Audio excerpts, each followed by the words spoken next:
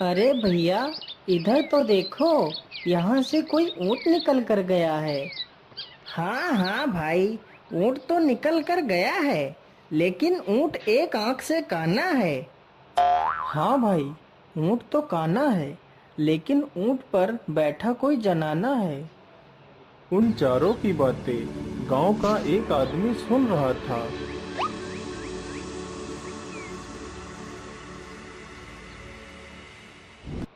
अरे रुको रुको, तुम मेरी पत्नी को कहाँ छोड़ आए हो? अरे भाई, तुम कौन हो और कौन है तुम्हारी पत्नी? मैं तो तुम्हारी पत्नी को जानता तक नहीं।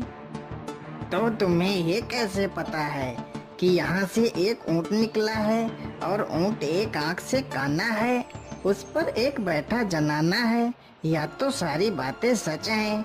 मेरी पत्नी एक काने ऊँट को लेकर रात में भागी है। मुझे कुछ नहीं पता। राजा के पास चलो, वहीं पर फैसला होगा।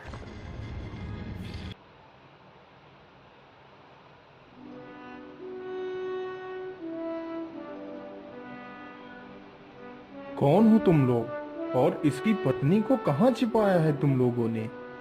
नहीं महाराज, हम तो इसकी पत्नी को जानते तक नहीं।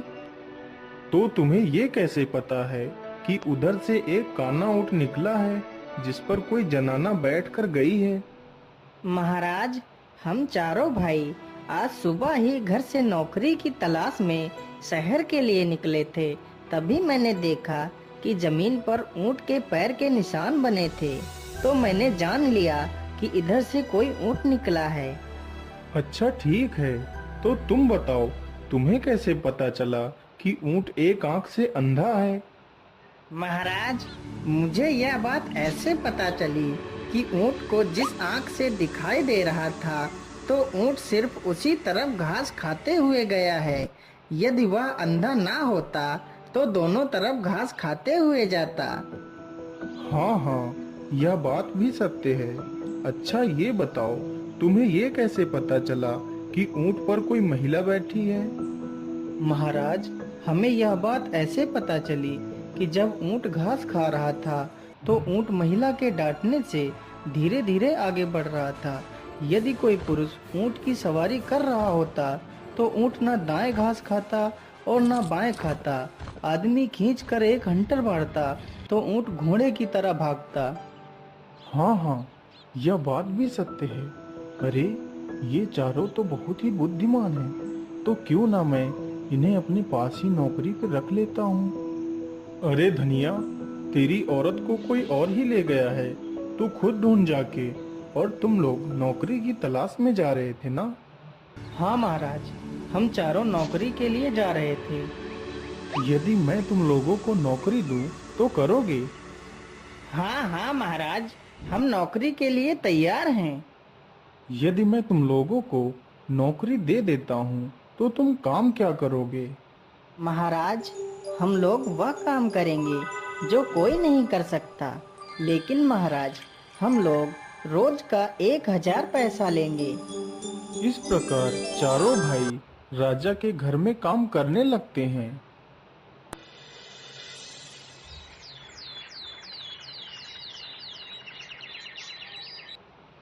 महाराज, पता नहीं लाश कहाँ गायब हो गई।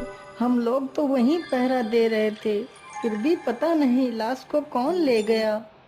उस गांव का ये नियम था, यदि किसी की मृत्यु हो जाती थी तो उसके शव को गांव के बाहर जंगल में रखवा दिया जाता था और राजा अपने पहरेदार लगा देता था, लेकिन शव फिर भी गायब हो जाता था।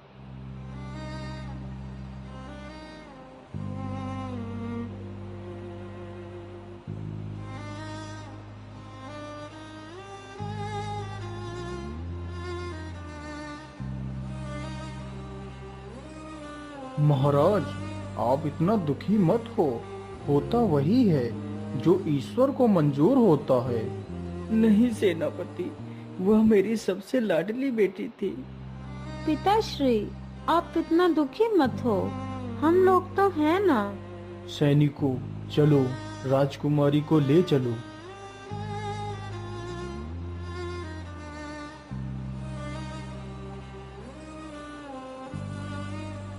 अरे लल्लू, यह महाराज भी ना हम लोगों को ही पहरेदारी के लिए भेज देते हैं और वह चारों भाई आराम से पड़े पड़े 1,000 पैसा रोज लेते हैं। तो क्यों ना हम दोनों महाराज से यह बात बोलते हैं। वैसे भी हम लोगों के रहते हुए भी 100 गायब हो जाता है, तो क्यों ना हम यह कार्य उन चारों को सौंपें। चलो महाराज के पास चलते हैं। बात तो ठीक कह रहे हो तुम दोनों। हमने यह पहले क्यों नहीं सोचा। सैनिकों, उन चारों को मेरे सामने पेश किया जाए। महाराज, आपने हमें याद किया। बोलिए महाराज, क्या बात है। मैं आज तुम चारों को अपनी मृत पुत्री के 100 की सुरक्षा के लिए तुम चारों को चुनता हूँ। जाओ और 100 की देखभाल करो। सुबह तक हमें वह 100 सही सलामत चाहिए। अरे बड़े भैया, इस प्रकार यदि हम चारों लोगों ने रात भर पहरा दिया तो परेशान हो जाएंगे। हम ऐसा करते हैं कि बारी बारी से सभी लोग सो लेते हैं। हाँ हाँ, ये सही रहेगा। हम लोग ऐसा ही करते हैं। तो बड़े भैया, पहले आप पहरा दो और हम तीनों लोग सो लेते हैं। फिर तीनों भाई सो जाते हैं और बड़ा भाई पहरा देने लगता है। अरे, यहाँ अकेले बैठे बैठे तो मुझे नींद आ रही है। चलो क्यों ना जंगल का थोड़ा सा हाल खबर लिया जाए। ऐसा करता हूँ, 100 को अपनी पीठ पर बांध लेता हूँ, फिर जंगल में आगे बढ़ता हूँ। फिर शिवराज 100 को पीठ पर बांधकर जंगल की ओर निकल पड़ता है।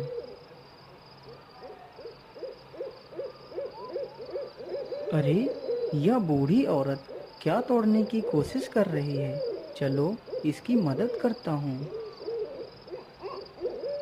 अरे बूढ़ी माँ, आप इतनी रात में इतने डरावने जंगल में अकेले क्या कर रही हो।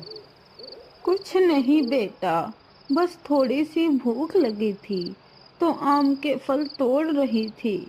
क्या तुम मेरी थोड़ी सी मदद कर सकते हो? शिवराज उस बुढ़िया को अपने कंधों पर बैठाकर आम तुड़वाने लगता है, लेकिन वह बुढ़िया कोई इंसान नहीं बल्कि एक डायन थी।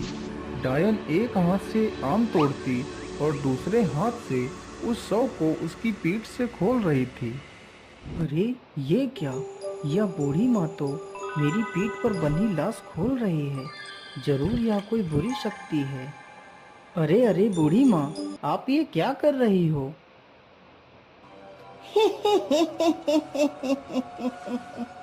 ये लाश मुझे दे दो, नहीं तो मैं तुम्हें मार डालूंगी।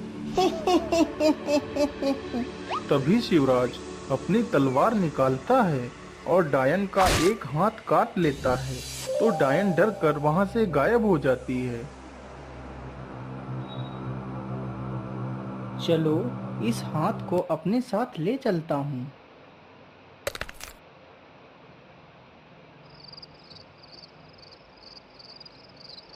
अरे बुद्धिराम, चलो अब उठ जाओ और 100 की देखभाल करो। वह भी लाश को पीठ पर बांधता है और जंगल में निकल पड़ता है।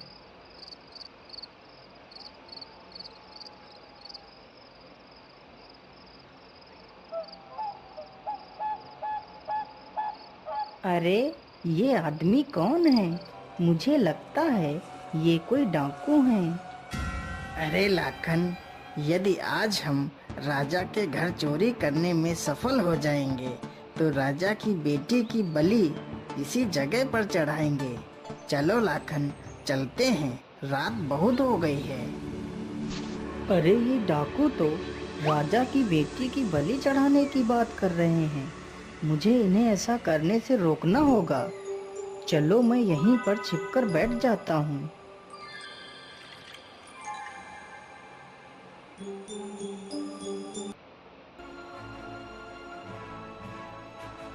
जाओ लाखन और इसकी बलि गुफा में चढ़ा दो। तब तक हम यहीं पर बैठे हैं।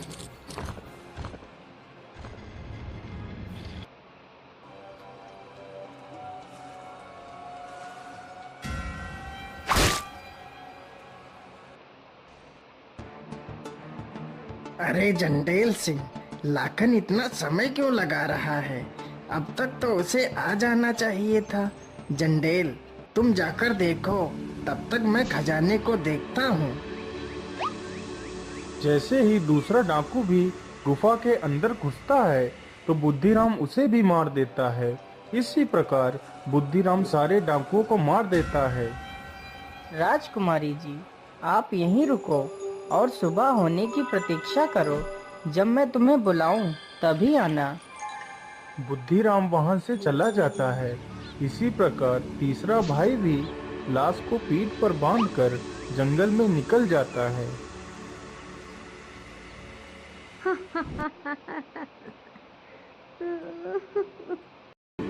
मैं रोती इसलिए हूँ कि कल इस राज्य के राजा की मृत्यु हो जाएगी, और हंसती इसलिए हूँ कि जब राजा मरेगा तो उसे इसी जंगल में रखा जाएगा और हम उसके मांस को खाएंगे। लेकिन माता जी, कल राजा की मृत्यु होगी कैसे, जबकि राजा तो बिल्कुल स्वस्थ है? बेटा, राजा के जूतों के अंदर एक सर्प बैठा है। कल सुबह जब राजा उन जूतों को पहनेंगे तो सर्प उसे डस लेगा तो राजा मर जाएगा। अरे नहीं नहीं, मुझे राजा को बचाना ही होगा।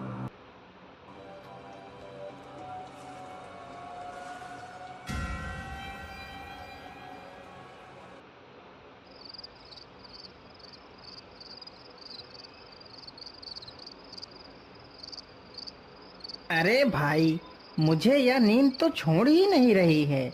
क्या करूं, क्या करूं? चलो, मैं अपना मुंह धो लेता हूं। जैसे ही वह मुंह धोने के लिए पानी का घड़ा उठाता है तभी दो परियां लाश को उठाकर ले जाती हैं। अरे, लाश को कहाँ ले जा रही हो? उसे छोड़ दो, उसे मत ले जाओ।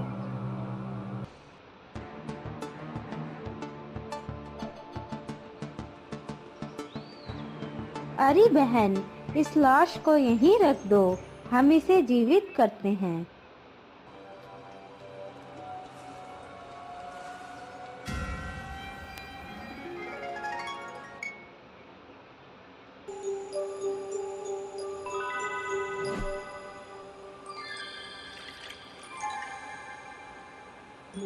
अरे बाप रे बाप, इन परियों ने तो इस राजकुमारी को जीवित कर दिया है।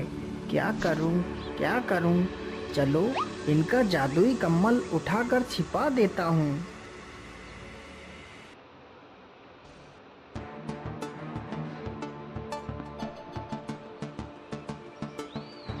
अरे, हमारा जादुई कम्बल कहाँ गया? अब हम अपने घर वापस कैसे जाएंगे? तुम्हारा जादुई कम्बल मेरे पास है। अरे भैया, आपने हमारा कंबल क्यों ले लिया? आप हमारा कंबल वापस कर दीजिए।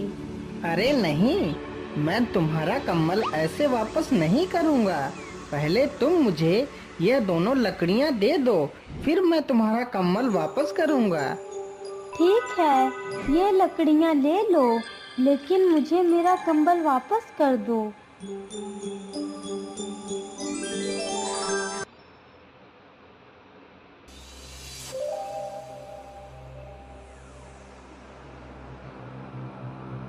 ये तो बड़े आश्चर्य की बात है कि तुम चारों लोगों ने मेरे बेटी के शव को सुरक्षित रखा। महाराज, आप अपनी बेटी को जिंदा देखना चाहते हो या मृत देखना चाहते हो? क्या मतलब? मेरी बेटी जिंदा हो सकती है, लेकिन ये कैसे संभव है? महाराज, कुछ भी संभव हो सकता है। ये देखिए महाराज। इसी प्रकार चारों भाइयों ने अपने साथ घटित हुई घटनाओं के बारे में राजा को बताया तो राजा बहुत ही हैरान हो जाता है। जब राजा उन सारी बातों की पुष्टि करता है तो सारी बातें सच साबित होती हैं। आप लोगों ने तो मेरे परिवार को उजड़ने से बचा लिया। मैं आपका ये एहसान कभी नहीं चुका सकता, इसलिए मैं तुम चारों के साथ अपनी चारों राजकुमारियों का विवाह करना चाहती